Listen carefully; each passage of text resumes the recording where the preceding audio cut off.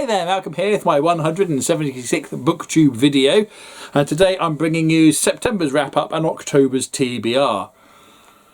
Massive stack of books to get through, so let's get cracking. So the numbers, I managed to finish 13 books in the month of September, totalling 3,691 pages, putting me 5,727 pages up on the same time last year. Doing really well. Mind you, last year wasn't great, so I should be doing better.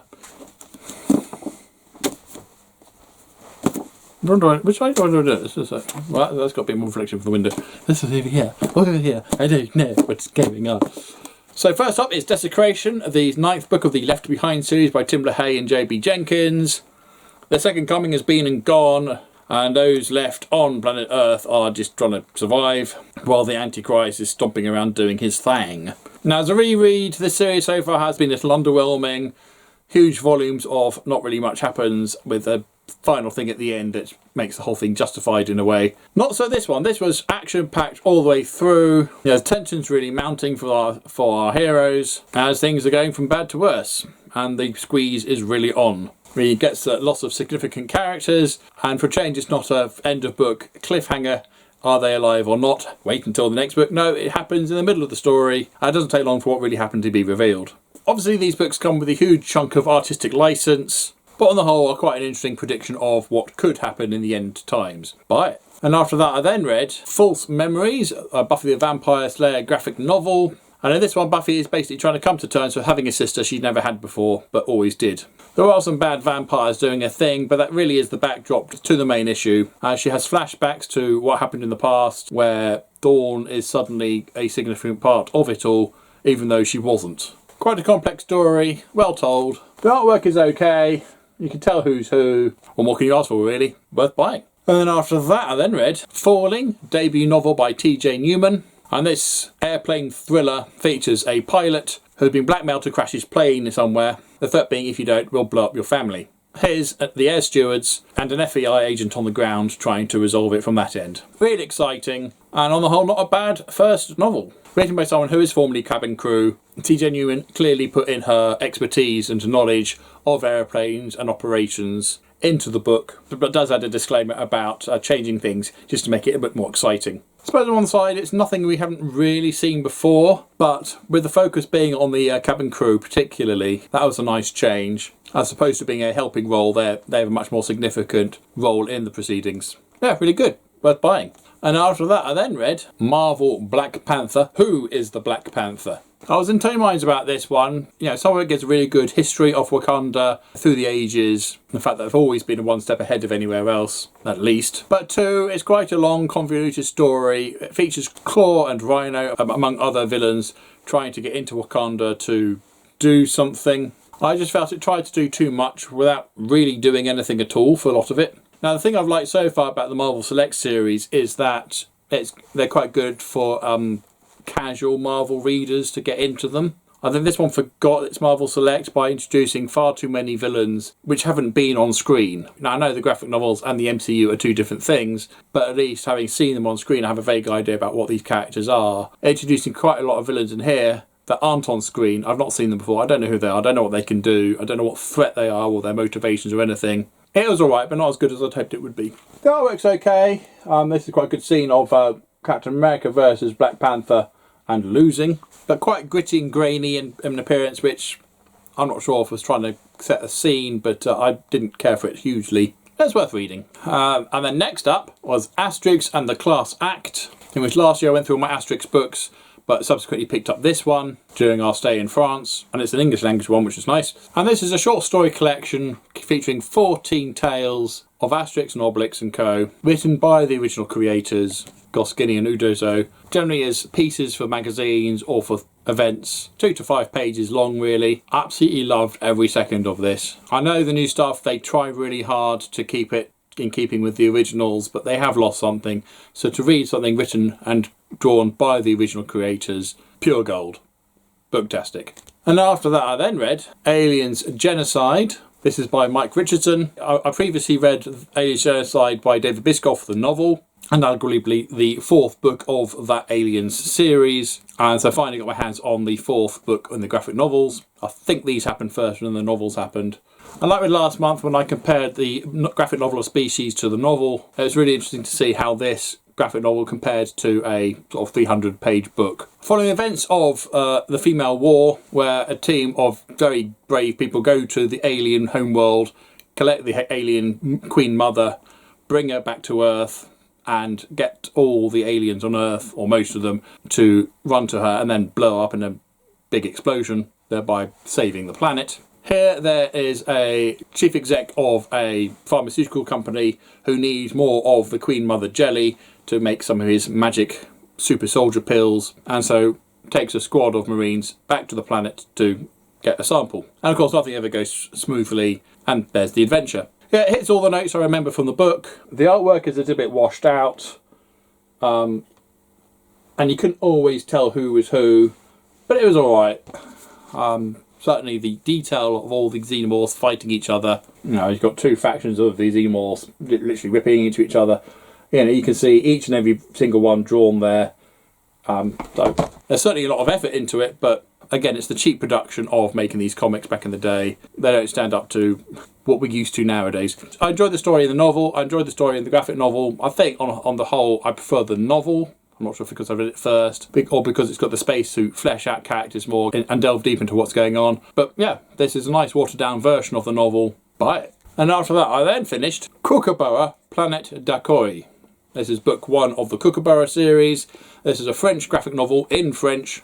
I couldn't resist, it was all sci-fi, and I wasn't going to let the language barrier get in the way of that. And so of an evening in France, after we'd sort of had our day, I would sit at the table with this and a French to English dictionary and try and translate each individual bubble, while everyone laughed at my attempt of pronouncing all the French. Eventually I did cave and resorted to Google Translate, which may be good at translating, but the nuances were lost. It's my fault I can't speak French, not the books. So what was the book like? Well, the book was quite disjointed, certainly an introductory story into the series. I don't know how many issues are in the series, but it looks like there's a number of special children who are going to, at some point, team up and somehow determine the fate of the universe. 4 are going to be good, 1's going to be evil, we don't know which one's which, and only 3 are introduced in this novel. We also follow Dragon Preco, who goes to a planet to do a thing, which isn't made clear for ages, and he goes on lots of adventures, and a lot of the time we follow the action as he runs through various tunnels fighting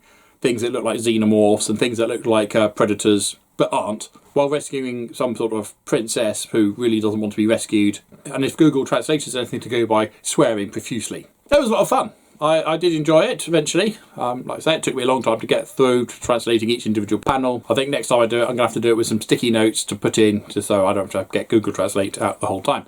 And the artwork is very typical of French comic books, full of colour and action, and they're fun. I don't know why we don't get graphic novels like this in England. You know, hardcover, solid books, don't take a huge amount of space. I love this format of a graphic novel. Really glad I picked it up. I'm going to see if I can get my hands on book 2, Sector WBH3.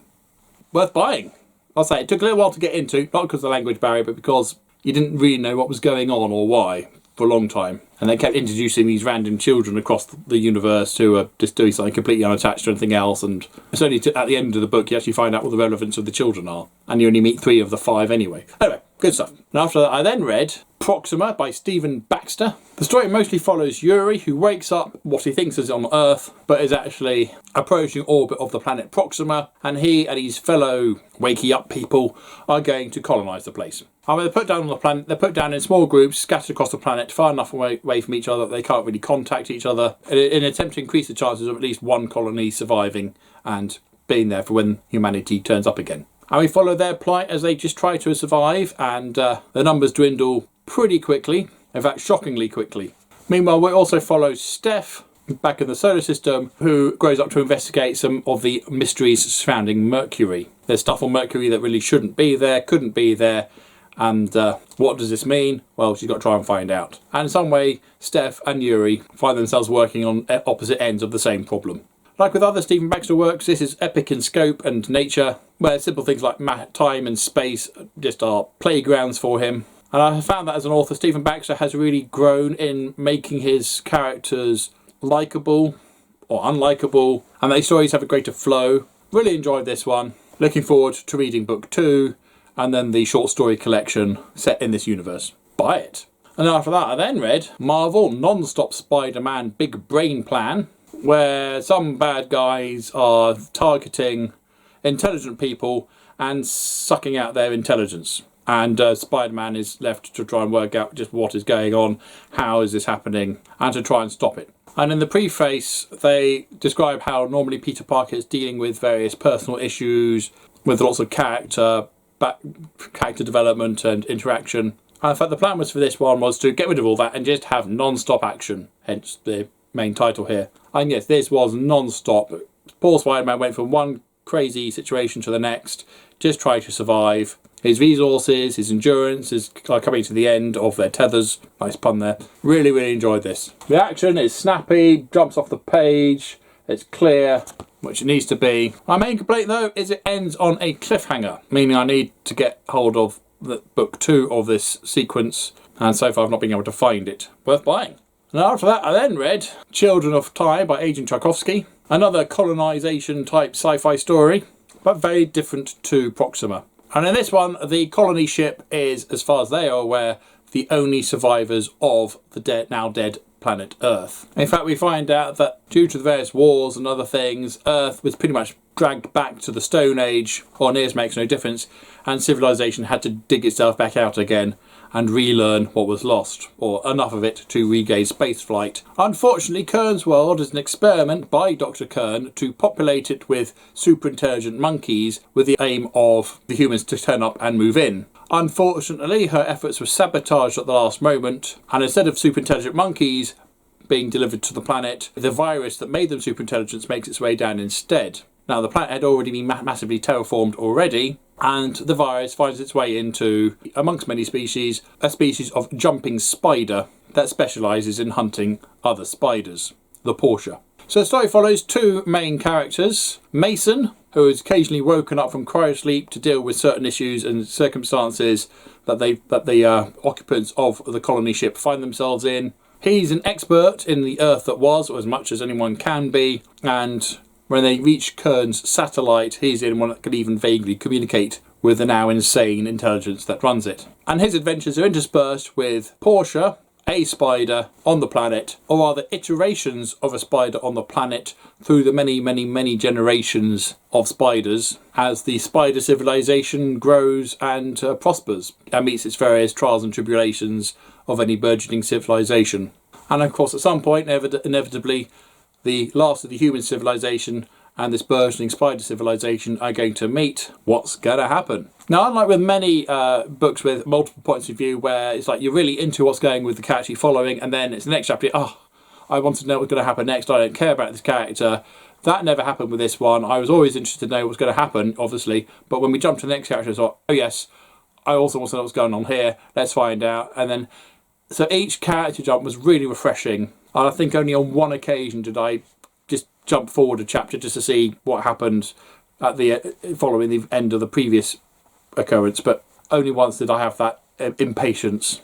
Now, this book won the Arthur C. Clarke Book of the Year award. I can see why. And this was Adrian's first foray into science fiction, and so arguably is an easier to read science fiction book than some of the more established sci-fi authors like Stephen Baxter or Alistair Reynolds. So much more approachable science fiction book for more people. Yeah, booktastic. Looking forward to reading book 2. Now after that I then read Marvel Wolverine Patch. Apparently Wolverine loses an eye or goes to wearing a eye patch and goes by the name of Patch, something about the character I never knew about. But he finds himself in the jungle of Madripoor fighting hordes of bad guys for reasons. Who cares why? It was just really exciting. Lots of blood, lots of death, and lots of fantastic onomatopoeias of various viscera being sliced apart by these big sharp knives. A lot of fun, really enjoyed it, and I actually laughed when Nick Fury turned up and it was like, oh yes, he used to be white. I'd forgotten that. It's like, who's this guy pretending to be Nick Fury? Oh, that is the original Nick Fury, okay.